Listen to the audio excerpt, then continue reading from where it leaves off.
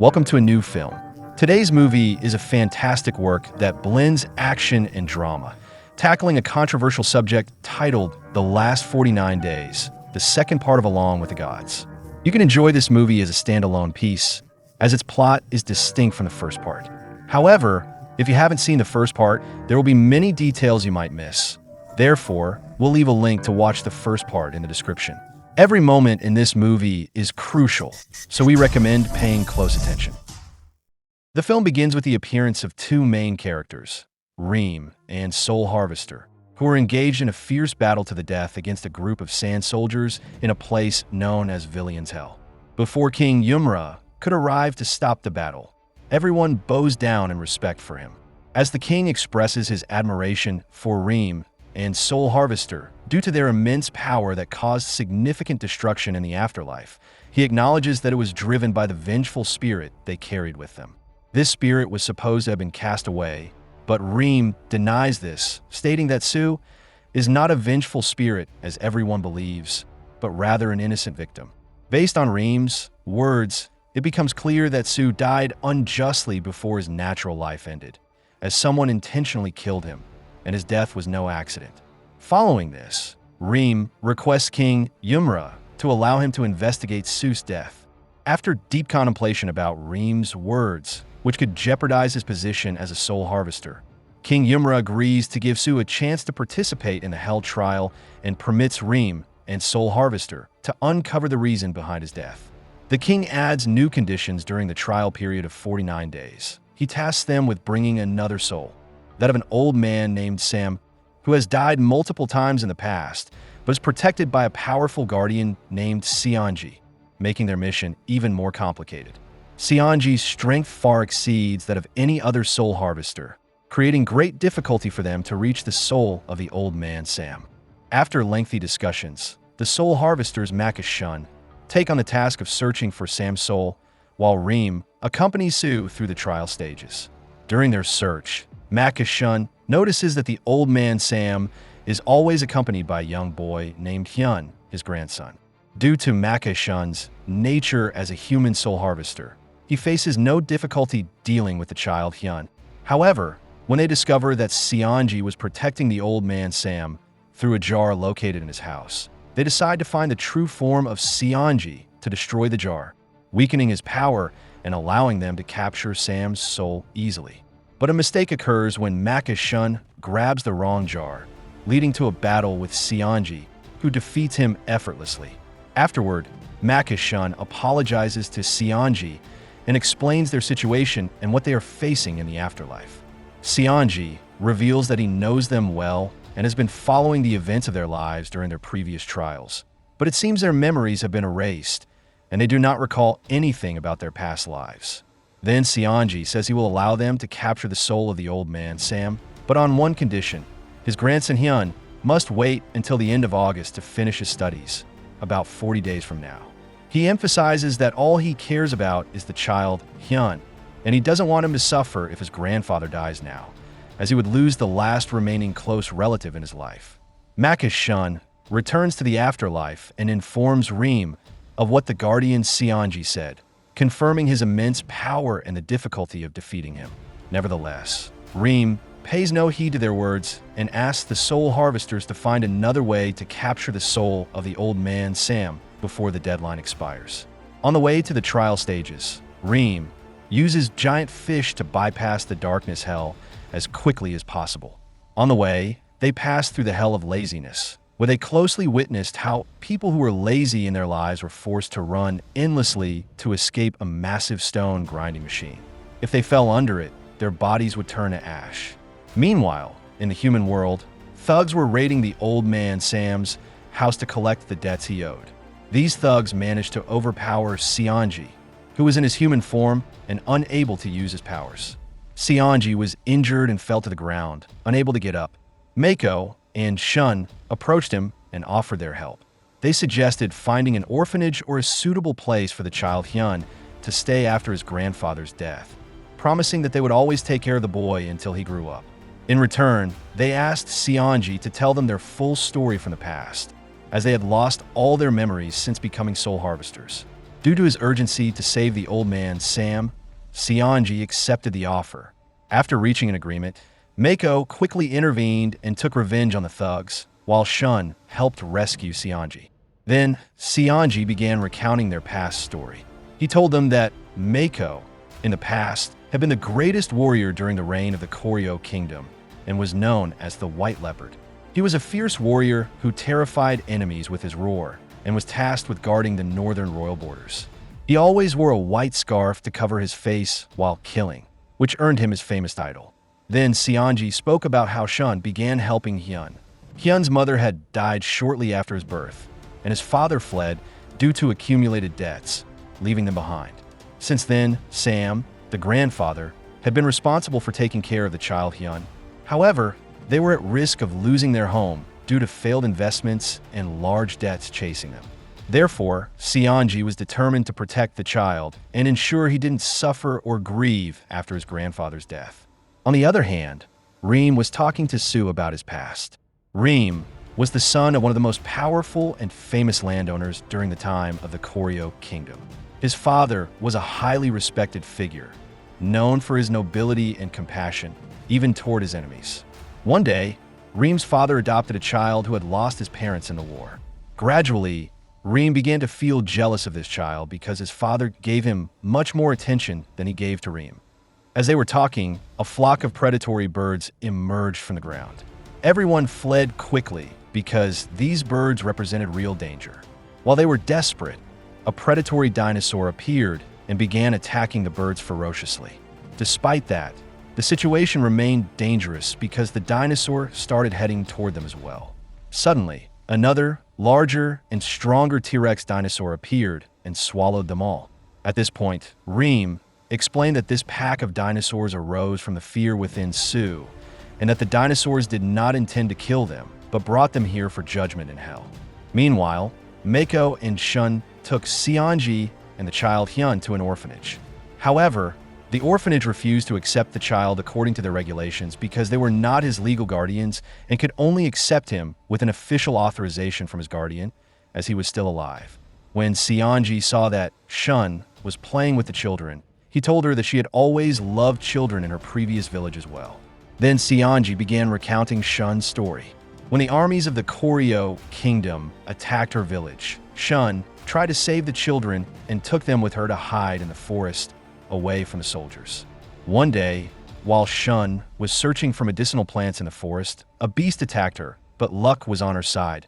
Mako was nearby at the time and managed to save her. When Mako learned that she was caring for orphan children, he decided not to kill her, but to protect her and help her care for the children. After several days, Sanji left with the others again to search for a new way to get the child Hyun into the orphanage.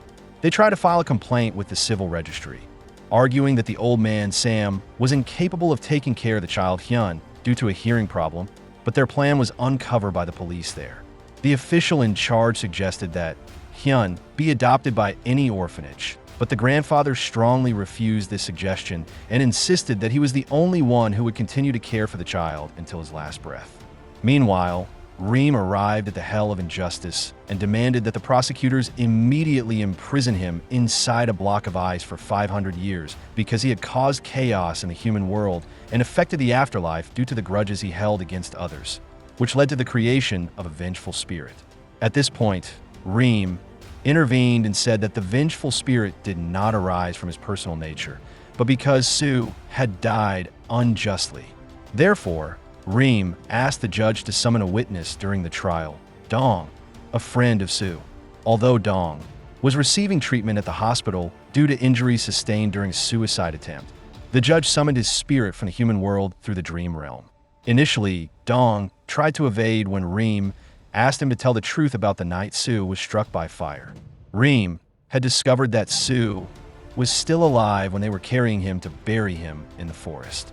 To force Dong to tell the truth, Reem began pressuring him and threatening him to feel guilty in front of the vengeful spirit standing before him.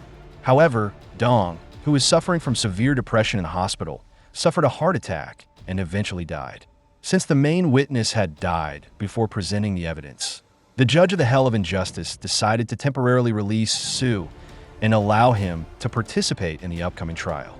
When they reached the hell of violence, Reem appealed to the judge to suspend Su's trial and grant him the opportunity to prove that his death was not natural and that someone had intended to kill him deliberately. Although Reem was fully convinced of his theory, the judge insisted on hearing conclusive evidence. After seeing Reem's determination, the judge agreed to his request. Then Reem asked the judge to summon both Lieutenant Parko and King Yeomra to testify in the final trial, which would take place in Eternal Hell. On the other side, Sanji was preparing to go to court to submit an official request to become the legal guardian of the child Hyun. This was the only way to ensure his protection and secure his future after his grandfather's death.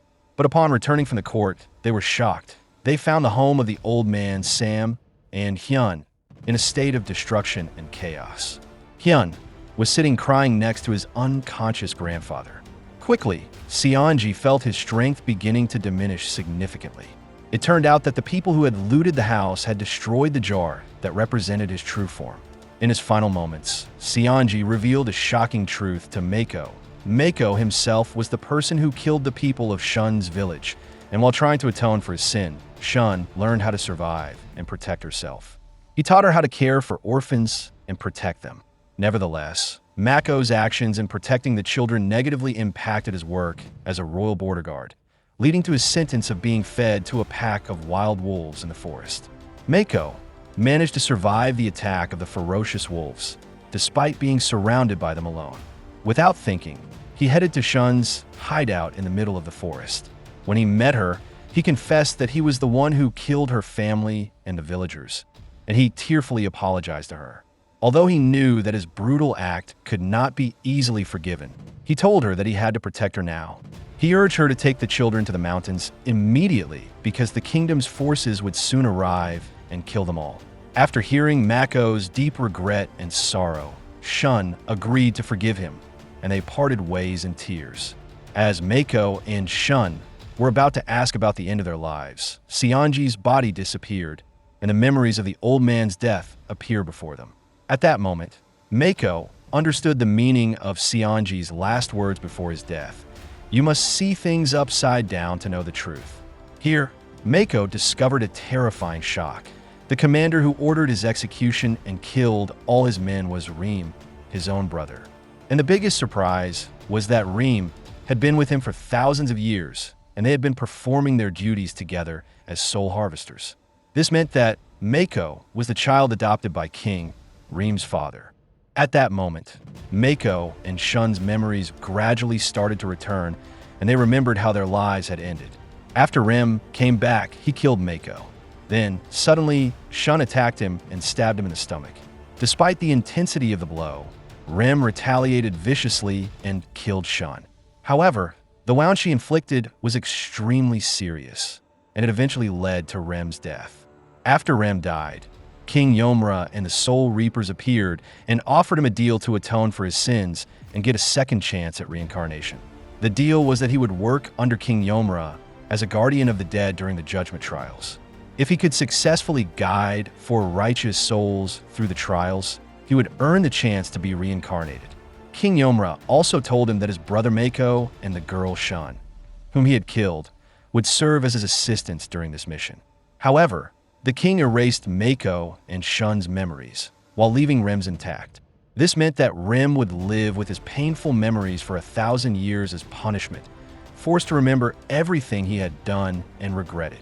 At the same time, Reem arrived at the Hell of Murder in the presence of King Yeomra and the ruler of that hell. King Yeomra asked Lieutenant Park, who had been summoned through his dream, to reveal what had happened the night of the shooting involving Su. When Park and Dong discovered that Su had still been alive, Park was speechless, overwhelmed by a sense of helplessness when facing Su in person. While Reem, Shun, and Mako watched the trial from a distance, it became clear that Reem, having worked as a Soul Reaper for 1,000 years, was meant to atone for all his sins by reliving the tragic end of his life over and over again. However, the real reason for King Yeomra's severe punishment was that Reem had abandoned his father during the war, even though his father could still have been saved. In fact, if Reem had rescued his father, it would have mirrored what happened with Lieutenant Park, who knew that Su was alive but failed to act. Rem deeply regretted his actions and returned years later in an attempt to save his father. But by then, it was too late. His father had already passed away. Rem said that ever since that moment, he had carried the heavy burden of guilt for what he did to his father, even after paying a painful price for 1,000 years of torment and remorse. But he would never be able to ask for his father's forgiveness.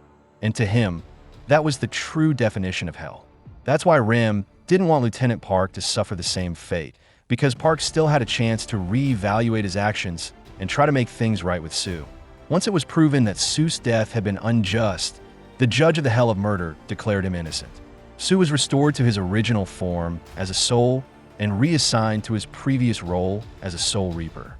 With that, all issues concerning Su were resolved, and the only soul left to attend to was that of the old man, Sam. The time had come for Rem, Mako, and Shun to guide Sam's soul, especially after young Hyun graduated from school. Then, they were given a new mission to assist the soul of the soldier Dong, who had died and was waiting at the gate of hell. They helped him through the stages of judgment. Rem tried to confess his sins to Mako and Shun, but they completely brushed it off, assuring him once more that they had forgiven him. In the end, they all moved past the 1,000-year tragedy and were finally able to move forward. On the other side, just as Su was about to be reincarnated, King Yeomra offered him a deal to work alongside him. Su agreed. The movie ends with a flashback to 1,000 years ago, where we see King Yeomra summoning the soul of Rem's father, King Yeomra. Since Yeomra had been a kind ruler, he was offered the position of King of Yeomra's Hell for 1,000 years. Yeomra accepted, but on the condition that he take on the appearance of the current King Yeomra. And with that, we discover that King Yeomra, who had always acted with strict justice and fairness, was none other than the kind-hearted father of Rem and Mako. With this epic ending, today's movie comes to a close. Thank you for watching, and see you again with a new movie. If you love movies and movie recaps, don't forget to subscribe to the channel and stay tuned for more. Hit like if you enjoyed the video, and share your thoughts in the comments. Thanks for watching, and see you in the next video.